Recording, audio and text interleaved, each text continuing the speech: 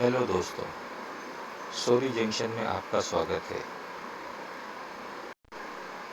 आज की कहानी का नाम है मेहनती किसान राजू और गर्मी का मौसम।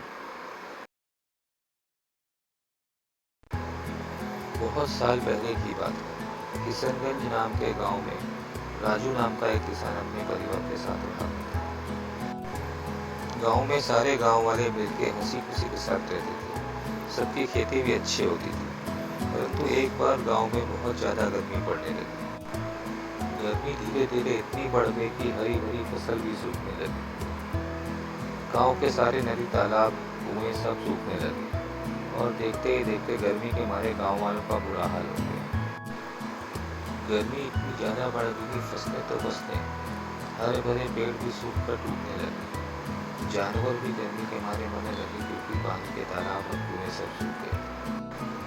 जब खेती सूख गई तो गांव वाले भी जंगल में जाके सूखे हुए पेड़ों की लकड़ियां काटकर उसे बेच के अपना पेट भरने लगे। पर धीरे धीरे गांव के पेड़ भी खत्म होने लगे।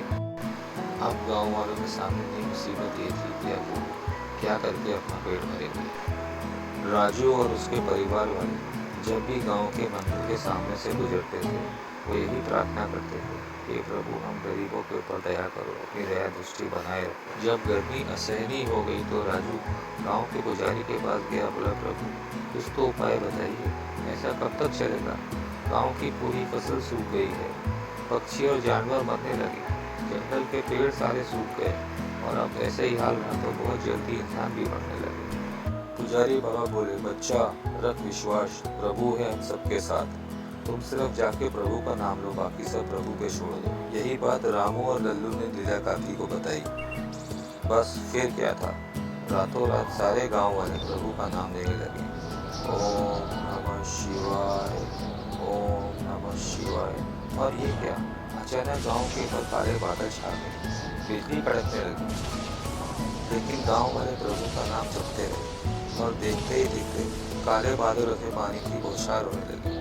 पूरे गांव के ऊपर पानी बरसने लगा और बिजली कड़कती रही। देखते ही देखते गांव के नदी नाले धीरे धीरे भरने लगे। चारों तरफ पानी की बौछार आने लगी और पानी की बौछार देख के लग रहा था कि कोई बहुत मीठा संगीत बज रहा। पेड़ पौधे, पंछी, जानवर जो कई दिनों से प्यासे थे, खुशी के मारे झूमने लगे। खेतों में पानी भरने लगा और देखते ही देखते सूखे खेत पानी से लबालब भर गए। बीज के दाने जो फसल के नीचे दबे थे वो भी अंकुरित होने शुरू हो गए।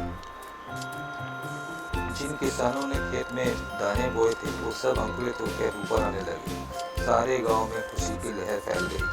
सब प्रभु का धन्यवाद करने लगे और प्रभु का नाम और जोर जोर से लेने लगे। ओम नमः शिवाय। प्रभु, धन्यवाद आपका, आपने हम गरीबों की लाज रखी, आपने हम गरीबों को अपनी कृपा दृष्टि बरसाई। हम आपका कोटि कोटि धन्यवाद करते हैं। प्रभु आपकी जय हो। ओम नमः शिवाय, ओम नमः शिवाय, ओम नमः शिवाय। रात भर बारिश होती रही। बारिश की बूंदें जब जमीन पे पड़ रही थी, मानो वो कोई नया संगीत पैदा कर रही थी और फसलें भी उनका बाहें बिछाकर स्वागत कर रही थी। सारे लोग खुश हो गए। गांव में खुशी की लहर फैल गई और प्रकृति भी खुश हो गई।